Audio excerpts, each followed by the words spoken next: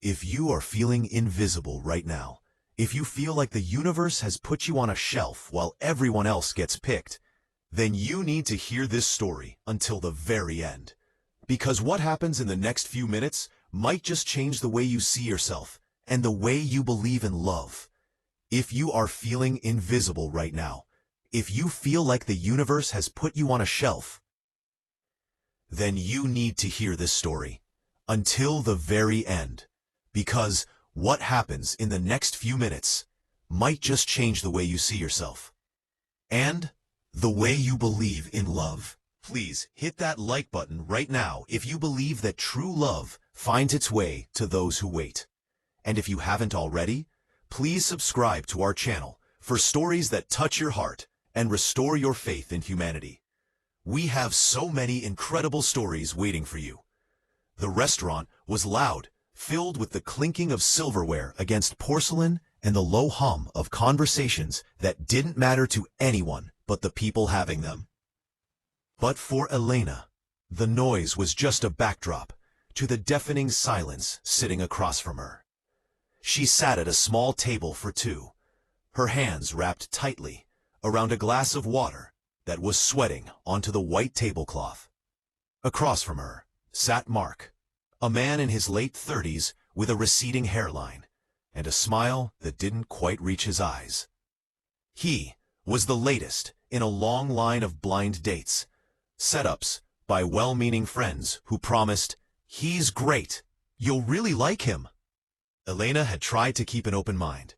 She had put on her favorite blue dress, applied her makeup with care, and driven across town with a flicker of hope in her chest.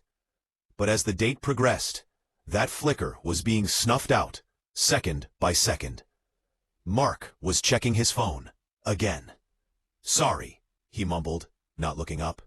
"Just work stuff. You know how it is." Elena nodded, forcing a polite smile. It's okay. But it wasn't okay. It was the story of her life. At 34, Elena was a successful architect. She was kind, she was loyal, and she loved deeply. Yet she always seemed to be the placeholder. She was the nice girl, the one people appreciated but never desired. She was the one men dated until someone more exciting came along. The dinner dragged on. Mark asked her questions, but he never listened to the answers. He talked about his golf game, his car, his ex-girlfriend who was crazy. Elena felt herself shrinking, fading into the background of her own life. Finally, the check came. Mark looked at it, then at her.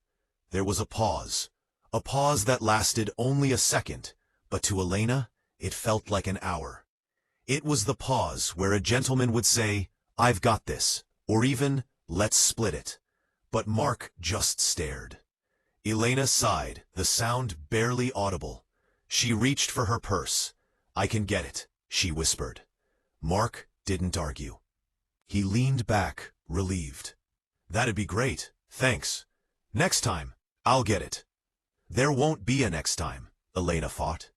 She paid the bill, her heart heavy. They walked out into the cool night air. The valet brought Mark's car. He didn't offer her a ride.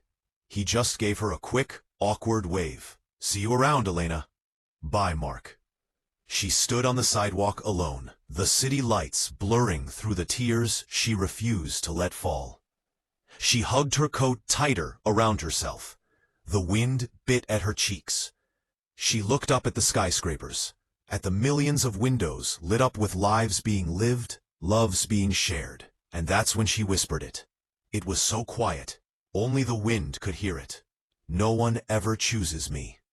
It was a confession of a broken heart, a statement of fact that had been proven to her time and time again. She felt like a book on a library shelf that no one ever checks out, gathering dust while stories around her were being read. She turned to walk toward her own car, her shoulders slumped in defeat.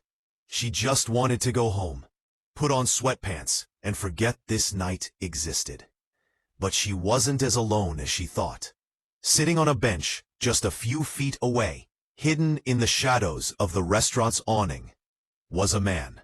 He was a large man, broad-shouldered, wearing a worn leather jacket.